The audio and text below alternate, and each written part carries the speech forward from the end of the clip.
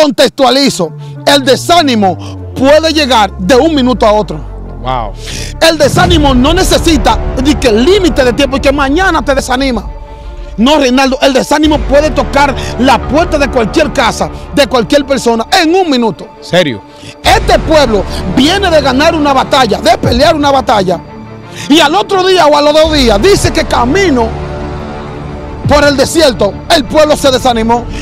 Yo digo, yo no comprendo esto. Bendiciones, familia. Gracias por siempre estar allí, esperando estos contenidos que son de gran bendición para cada familia RCA. Esto es Radio Cielos Abiertos, con un contenido diferente. Hoy te traemos una exclusiva, y esta exclusiva es A Corazón Abierto, pero con un tema muy picante y sabroso y diferente. Hoy te vamos a hablar de las 6 características la cual utiliza Satanás para detenerte. Sí, ¿cómo así? Y explícame. Hoy te lo vamos a hacer entender en los labios del pastor y amigo y mentor Lausario Noel Rojas. Bienvenido, ministro. Gracias, la paz de Dios que sobrepasa todo entendimiento sea con cada uno de ustedes. Satisfecho con Dios por estar una vez más aquí en estos medios, Radio Cielos Abiertos, donde se predica la palabra del Señor a tiempo y fuera de tiempo. Gracias, ministro, por acoger esta solicitud de estar con nosotros en este altar radial. Y de verdad que la audiencia ya está preparada, ya está lista para escuchar esa palabra que va a impactar muchos corazones y muchas vidas. Para mí siempre es una bendición estar por aquí y como tú dices, espero que la persona alinee sus oídos para escuchar lo que Dios le trae en esta hora. Pastor, mira, hoy el Espíritu de Dios a esa audiencia que está ahí le va a hablar.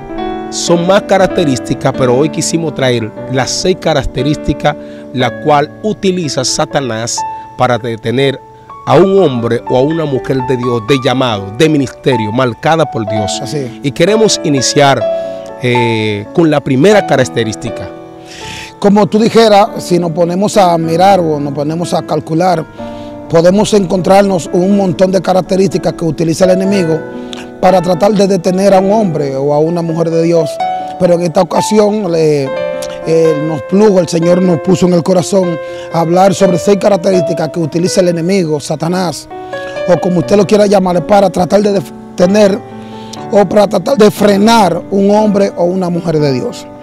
La primera característica que quiero mencionar y que quiero traer a la luz es una característica que muchas personas se la van a encontrar un poco raro. Y la primera es la característica de crear una necesidad. Wow, terrible. La primera característica que el enemigo utiliza normalmente es la característica de crear una necesidad. Usted diría, ¿cómo así? El ser humano normalmente se mueve por necesidades. Los hombres siempre necesitan algo. Y el enemigo en pro de que los hombres y mujeres siempre necesitan algo, entonces le pone una condición.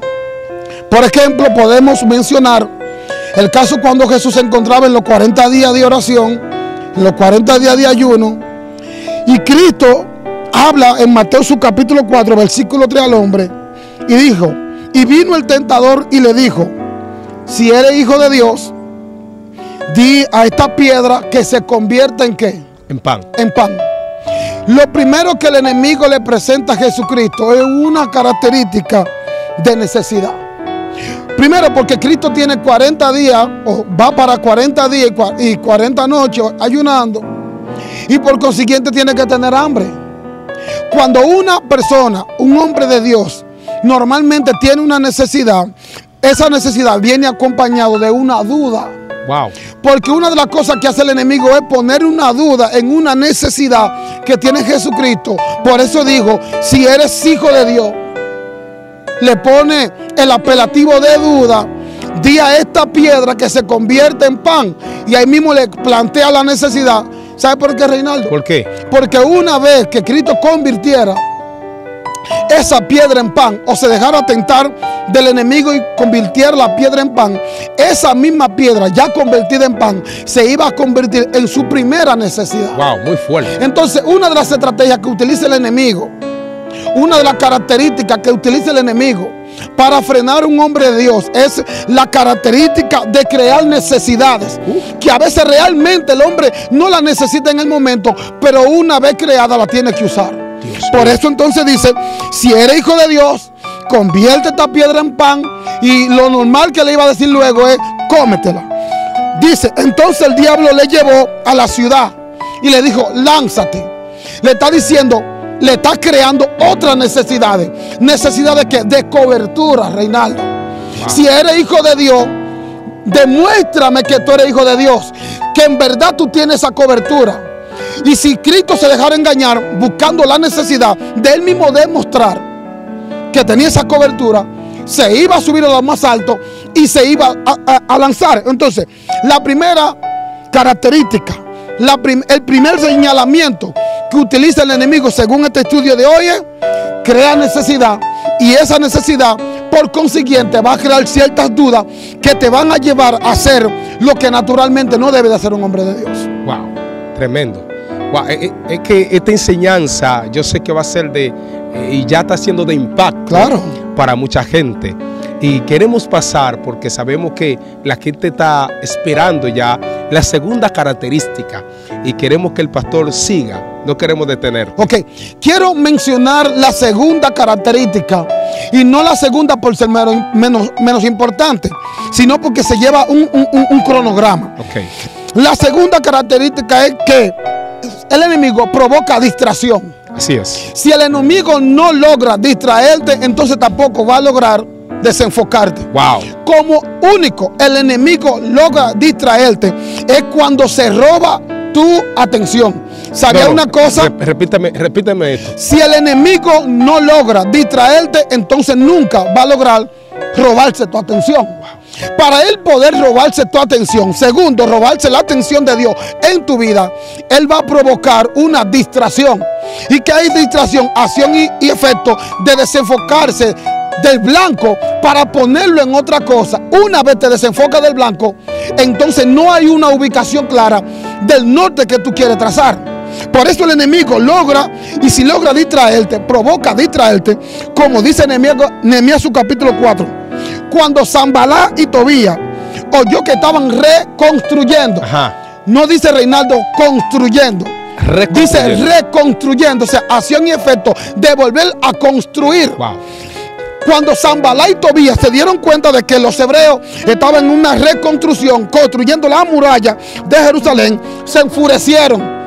Y lo primero que comenzaron fue a hablar para tratar de golpear la atención de aquellos que estaban en el momento de la reconstrucción. ¿Sabe por qué? Porque ellos consideraron que hablando podían golpear la parte emocional y la parte espiritual de aquellos constructores o reconstructores. Entonces, el enemigo, una de las cosas, o la segunda cosa que quiere provocarle es distracción. Porque no hay forma de que un hombre se desligue de los designios de Dios si no está distraído. Y la distracción, por consiguiente, puede traer un artículo o un efecto. Sí. La muerte o alguna catástrofe. No hay forma de que el enemigo golpee tu interior, golpee tu matrimonio, golpee tu casa, si no hay una distracción previa. Debe de haber una distracción, como dice aquí. Oye lo que dice el versículo 3 de Nehemías su capítulo 4. Tobías el amonita, que estaba a su lado, al lado de Sanbalá, porque siempre hay un testaferro, dijo: ¿qué creen ellos? O sea, están utilizando el artículo de la palabra para tratar de herir la conciencia clara de un pueblo que sabe lo que quiere. Entonces, logró distraerlo. Claro, logró distraer a alguno, y esa distracción trajo un desánimo posterior. Es el segundo principio, el segundo punto.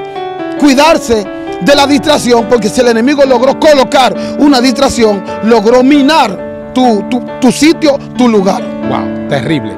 Es tremendo esto porque si algo, como mencionaba el pastor, de las estrategias o mecanismos la cual utiliza Satanás para detener a una mujer, a un hombre de Dios. Wow, es interesante, pero todavía estamos con hambre y deseo de escuchar la segunda estrategia que utiliza Satanás. La tercera. Sí, perdón, la tercera. La tercera estrategia es que el enemigo se encarga de disminuir el impacto del favor de Dios en la vida de un hombre. Wow. Si el enemigo logra disminuir el impacto del favor de Dios, de la manifestación de Dios en tu vida, o sea que todo lo que Dios hace en tu vida, el enemigo logra colocar en tu mente un diminutivo y hacerte creer que Dios pudo hacer más. Wow. Cuando Dios lo está haciendo todo por ti, entonces el enemigo comienza a tomar gabela. Oye lo que dice Nehemías, su capítulo 4, versículo 3. Lo que dice Sanbalat, Tobías y el otro amonita. Dice, lo que ellos edifican, si una torre, si una zorra, mejor dicho, le pasa por encima, lo va a derribar. ¿Saben lo que están diciendo? Lo que están haciendo es un disparate. Wow. Señores, pero con lo que ellos estaban construyendo, la muralla de la protección del templo de Jerusalén, el primer milagro, ¿sabe cuál fue, Reinaldo? ¿Cuál fue? Que el rey a quien Nehemías y Esdras le servían, le dio una carta y le dio materiales. Ese es el primer milagro. ¿Sabe por qué? Porque Nehemías y Esdras eran esclavos, no tenían derecho a la palabra. Y al no tener derecho a la palabra, le dan una carta, le permiten ir a reconstruir los muros de Jerusalén, que representaba una posible sublevación mañana contra el reino donde ellos eran esclavos. Wow. O sea, es un milagro tan grande. Es como, Reinaldo, que a ti te agarren preso y te dejen ir a tu casa todos los días a dormir. Y tú te encuentres que las autoridades no están haciendo nada por ti. Entonces, el impacto tan grande que estaba sucediendo en la vida de los hebreos era inimaginable e incalculable. Sin embargo, ellos le querían meter en la mente a los hebreos de que lo que ellos estaban haciendo no tenía una significancia. Y por eso dice Nehemías su capítulo 4, versículo 3, lo que ellos están haciendo, si una zorra le pasa por encima, lo va a destruir. Entonces, rey, si el enemigo, audiencia que me escucha, logró colocarte en la mente que la casa que Dios te dio no es lo suficientemente grande, que el vehículo que Dios te dio no es lo suficientemente caro, que la carrera que Dios te permitió pagar no es la que tú querías, si logró el enemigo decir que tú no eres buen predicador, o que no eres buen adorador, o que no eres buen maestro, o que no eres buen disertador de la palabra, si logró decir que lo que tú dices o haces no tiene ningún impacto en la vida de la persona, te cogió ventaja. Wow. Entonces, el enemigo siempre va a tratar, Reinaldo, por todos los medios, de disminuir el impacto de lo que Dios está haciendo en la vida de un hombre para traer frustración. Y una vez el enemigo frustra lo que Dios está haciendo en ti, quita la mano de Dios sobre ti. Wow, muy fuerte, ¿eh? No sé si tú me estás entendiendo. Te estoy entendiendo. Por ejemplo, claramente. mira, en el Salmo 23, ajá, el salmista dice: Jehová es mi pastor y nada me faltará. En lugares de delicados pastos me hará descansar. Es verdad, Reinaldo, que el salmista no le hacía falta nada. Es verdad, amigo que me escucha, que al salmista no le hacía falta nada. Lo que el salmista no le permitió al enemigo, colocar necesidades que Dios iba a resolver después y disminuir el favor de Dios por cosas que necesitaba el futuro. Wow. Entonces, nunca permita que el enemigo disminuya el impacto del poder de Dios en tu vida. Porque una vez disminuye el poder de la mano de Dios en tu vida, está diciendo que Dios no está haciendo nada, absolutamente nada por ti. Wow. Terrible, terrible. No, ya yo sé que hemos atrapado la audiencia, y la audiencia está ahí ya recibiendo esta palabra, y queremos que usted que está ahí escuchando, déjenos sus opiniones ahí debajo, déjenos sus opiniones acerca de esta estrategia que utiliza Satanás para detenerte. Y pasamos a la estrategia número 4. La estrategia número 4, la característica número 4 que utiliza el enemigo, ajá, para tratar de detener a un hombre o una mujer de Dios es confundirlo. Por ejemplo, los hebreos hicieron lo malo delante de los ojos del Señor. Sí. Dios permite que el pueblo de Israel vaya a Babilonia por unos 70 años de cautiverio. Hicieron lo malo, pusieron dioses ajenos delante del Señor.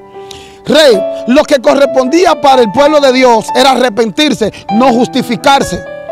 Si el enemigo logra colocar en ti una justificación cuando uno cometió un pecado o cometió una falla, que en vez de nosotros reconocer esa falla, la justifiquemos, el enemigo tomó gabela. Wow.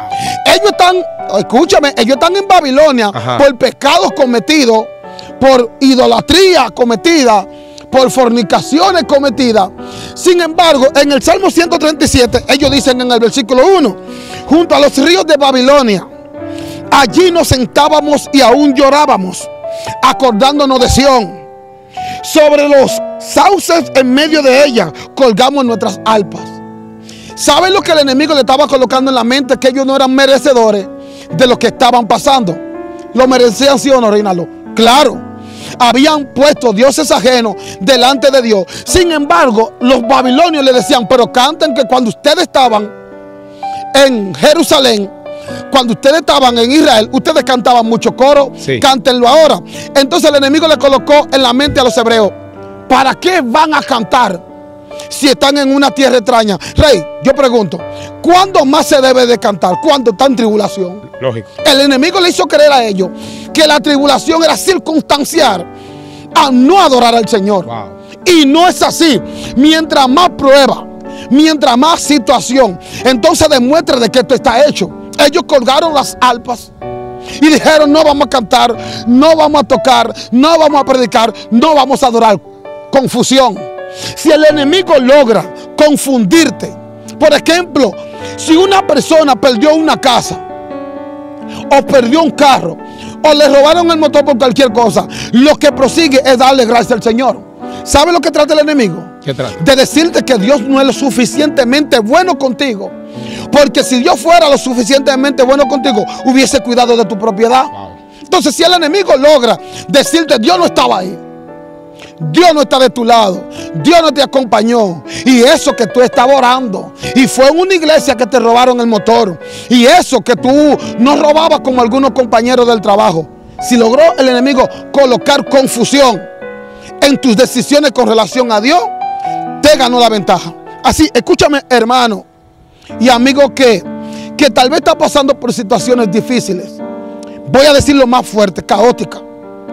Situaciones incalculables e inimaginables. Y si el enemigo te está susurrando que Dios no es bueno, no te dejes confundir. Porque Dios no es bueno porque todo lo que te sucede tiene que ser bueno. Dios es bueno porque es su naturaleza que Él sea bueno. O sea, Dios no varía, o sea, Dios no cambia, Dios no tiene sombra de variación. Y he escuchado, he dado con muchas personas, Rey, que me han dicho, Dios antes era bueno conmigo, Dios siempre es bueno. Porque tal vez Dios permitió que perdiera algo o que rompiera una relación por tu bien. Tal vez esa relación te iba a llevar al fracaso o tal vez te iba a llevar al matadero como Proverbios su capítulo 7. El muchacho y la mujer y la ramera. ¿Sabes por qué, Reinaldo? Okay. Porque a veces, no sé si tú te has fijado, tú ves camiones llenos de vacas y cuando los camiones van llenos de vacas, las vacas van contentas porque ellas creen que la van a llevar a pasear. Es por el matadero que van. O sea, hay ocasiones que pensamos que Dios nos está haciendo un mal, pero Dios nos dice, para preservación de vida, Dios escogió a José. Y José al principio pensaba que Dios le estaba haciendo un mal. No te dejes confundir. Tremendo, wow. Amado pastor, estas palabras siguen siendo de gran bendición y yo sé que apenas es el comienzo porque pasamos ya a la número 5. Tremendo. Y prepárese usted que está ahí, prepárese porque ahora viene lo fuerte donde Dios seguirá hablando a tu vida. Pasamos a la número 5. El punto número 5. Si el enemigo logró colocar un desánimo en la vida tuya, te venció. Wow. Disculpa, sí. Hacemos un paréntesis. Una de las estrategias que está utilizando en este tiempo es el desánimo. El desánimo. Wow. ¿Sabe por qué, Reinaldo? Porque el desánimo neutraliza todas las facetas donde Dios te puede ministrar. Bloquea tu mente, bloquea tus oídos, bloquea tu corazón, bloquea tu cuerpo y no da acceso a que la voluntad de Dios se manifieste. Hoy en día, te cedo la palabra, sí, hay muchas iglesias, muchos ministerios, muchos pastores, muchos evangelistas, profetas, que están siendo golpeados, Rey, por un espíritu de desánimo. Wow, tremendo. Y quería, pastor, preguntarle, ¿cómo yo conozco a una persona cuando está desanimada? ¿Cómo me puedo enterar de que esa persona está desanimada? Mira, Rey, cuando tú tienes inspiración por Dios, en lo que tú haces para Dios, eres efectivo. Cuando usted ve que un hermano ministraba en un don y por bajo que tuviera esa administración de ese don, comenzaban a suceder milagros, ese cristiano estaba siendo efectivo. Si esa efectividad comienza a perderse, fue porque perdió dimensiones de intimidad con el Espíritu de Dios. Y segundo, porque puede estar siendo golpeado por un espíritu de desánimo. Uno de los síntomas, le importa una cosa u otra, ir a la iglesia. Le importa una cosa u otra, hacer cosas para Dios. O sea, no le importan los proyectos de la iglesia, no le importa. Y no me voy a referir simplemente a la iglesia del reino, porque no me voy a circunscribir solo al templo, a la iglesia, sino con todo lo que tiene que ver con el reino, desde visitar un enfermo hasta un preso. Eso tiene que ver con el reino. Cuando un cristiano entra en desánimo, comienza a perder la efectividad. Puede predicar un mensaje con conocimiento, pero sin letalidad espiritual. Wow. O sea, el mundo de la tiniebla lo escucha, pero no sufre la violencia. ¿Sabe por qué? Porque ese cristiano en su intimidad tiene un desánimo que en el mundo espiritual lo conocen. Entonces, yo creo, y soy de lo que digo, cuando el desánimo se apodera, hasta tú lo ves en la piel de la persona. Sí. Se ve pálido. Segundo, se ve distraído. Tercero, se ve como confundido. Se ve como que no está ahí. Entonces, el enemigo, una de las armas, de todas las que he mencionado, más letal, me atrevo a decir que es el desánimo. Rey, tú puedes comenzar cualquier proyecto con un grupo de personas. Mira, puede entrar la falta de oración y el proyecto puede seguir, aunque la oración debe ser el núcleo. Si se perdió el ánimo y entró el desánimo, no hay para nadie. Dicen a las 3 llegan a las 5. No hay entusiasmo. Cuando hay desánimo, falta la parte entusiasta. Óyeme, Reinaldo, oye lo que dice en Números, su capítulo 21, versículo 1. Cuando el cananeo, el rey de Ará, que habitaba en el Negev, oyó que venía Israel por el camino de Atarim, peleó contra Israel, pero Israel lo venció. Lo que te estoy contextualizando, Israel viene de pelear una batalla y ganarla. Cuando tú peleas una batalla, Reinaldo, y la ganas, ¿qué denota eso? Satisfacción. Lógico. Regocijo, alegría. Cuando un rey salía con su pueblo y ganaban, venía con alegría, que a tal nivel, Reinaldo, que la tierra temblaba. Lógico. En algunas ocasiones, así es. La Biblia expresa que temblaba la tierra a causa del regocijo. Rey, pero en el versículo 4 me encuentro con algo desconcertante. 4 versículos después. Después partieron del monte de Or, camino del mar Rojo, para rodear la tierra de Edom. Y se desanimó el pueblo por el camino. Pero luego de una batalla, contextualizo, el desánimo puede llegar de un minuto a otro. Wow. El desánimo no necesita límite de tiempo y que mañana te desanima. No, Reinaldo, el desánimo puede tocar la puerta de cualquier casa, de cualquier persona, en un minuto. ¿Serio? Este pueblo viene de ganar una batalla, de pelear una batalla, y al otro día o a los 2 días dice que camino por el desierto, el pueblo se desanimó. Yo digo, yo no comprendo esto. ¿Cómo se desanima cuando traen la cabeza de sus enemigos? Cuando traen el botín de sus enemigos, cuando exterminaron por completo a sus enemigos. Porque el desánimo está siempre a la puerta de la esquina para tocar y comenzar a decirte lo que sucedió no estuvo bien. Lo que sucedió no fue Dios, fueron ustedes. Y comienza a manifestarse el desánimo. Ahora, rey, cuando entra el desánimo, normalmente comenzamos a claudicar. Y los que me están mirando ahora, cuidado con el desánimo. Porque lo que sucede al desánimo es claudicar. Sí. Comenzaron a decir, no tenemos comida, no tenemos agua, no tenemos pan. Ese Dios sí es malo. Pero también Moisés es malo. Dijo Jehová, yo soy malo. Y la victoria que le di sobre sus enemigos, ¿quién fue? Y entonces Dios le mandó serpientes.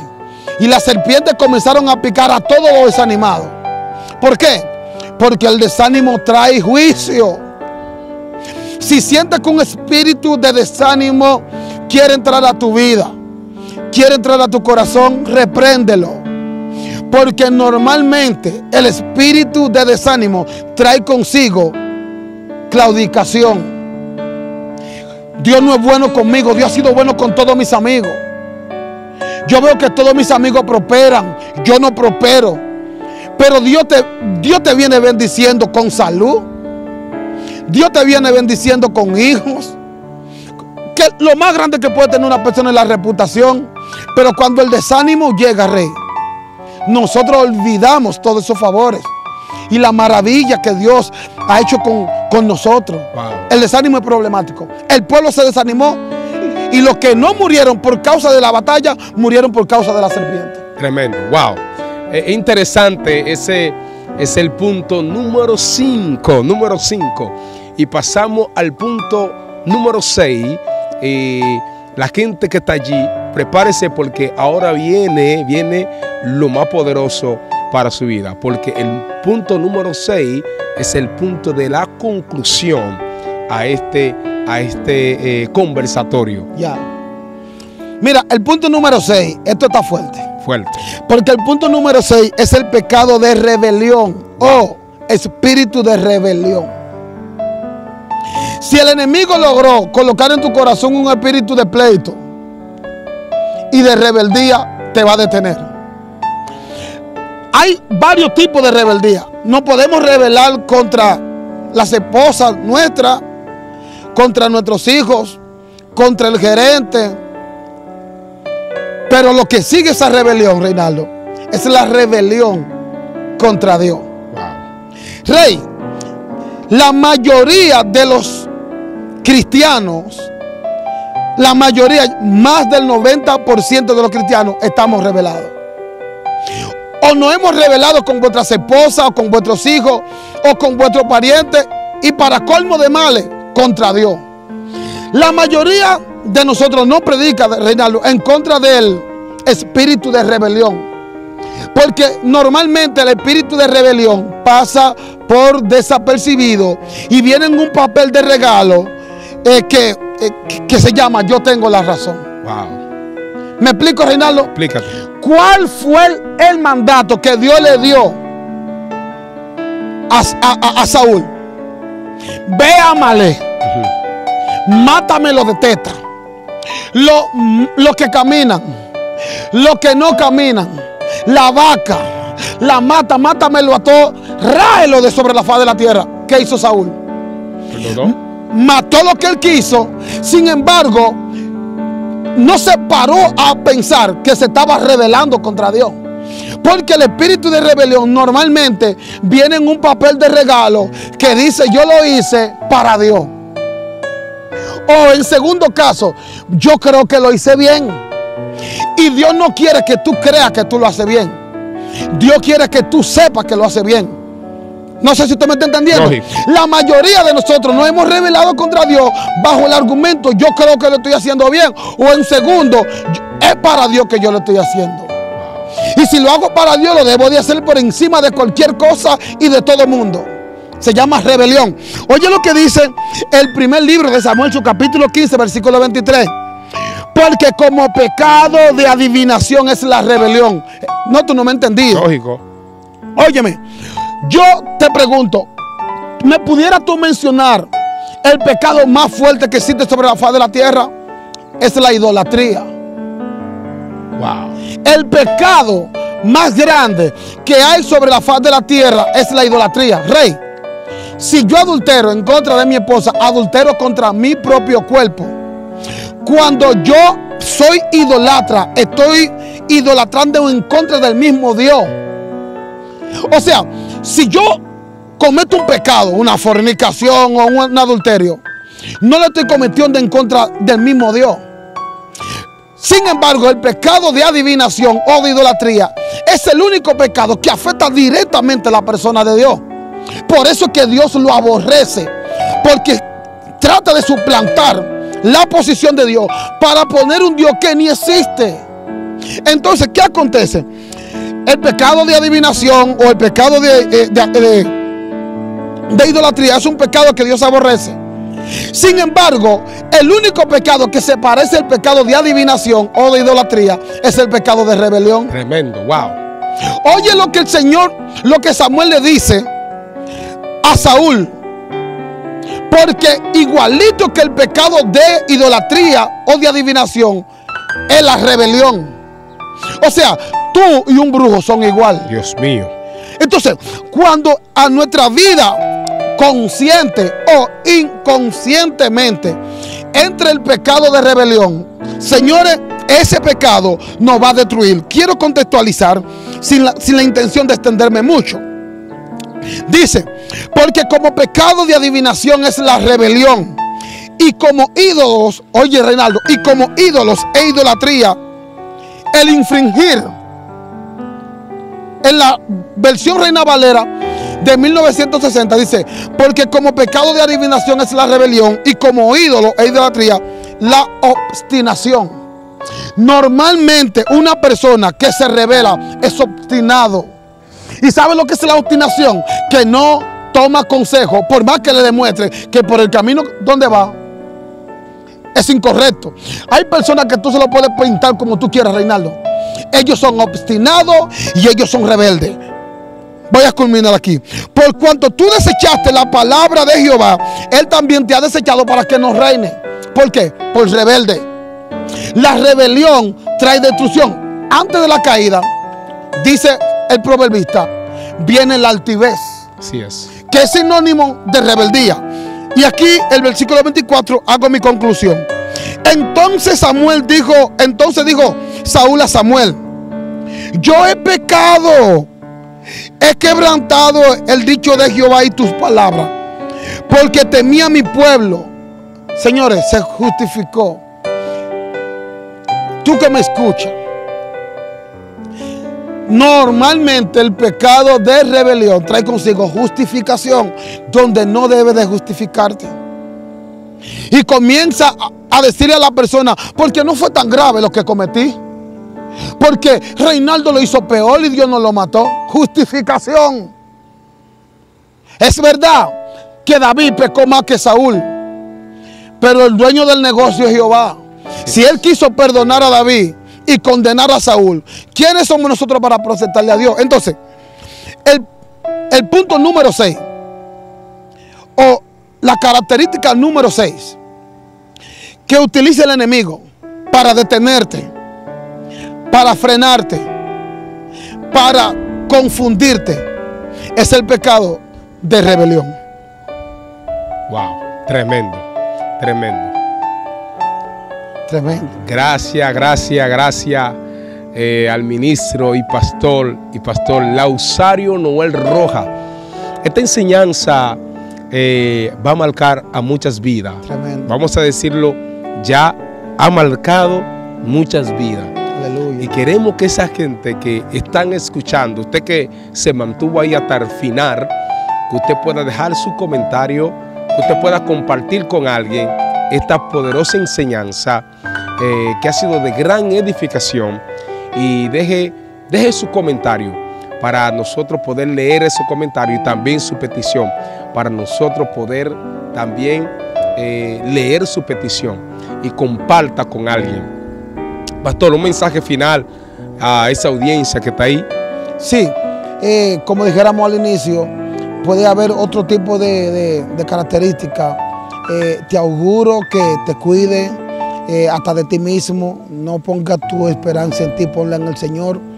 Y lo demás está por venir. Si estás siendo afectado por uno de estos espíritus o de estas características, pídele al Señor que te perdone y el Señor es lo suficientemente perdonador para restituir. Así que para mí fue un placer traer estos principios bíblicos que sé que van a edificar tu vida, van a edificar tu familia y todo tu entorno. Dios te bendiga. Qué bendición. Esto es A Corazón Abierto.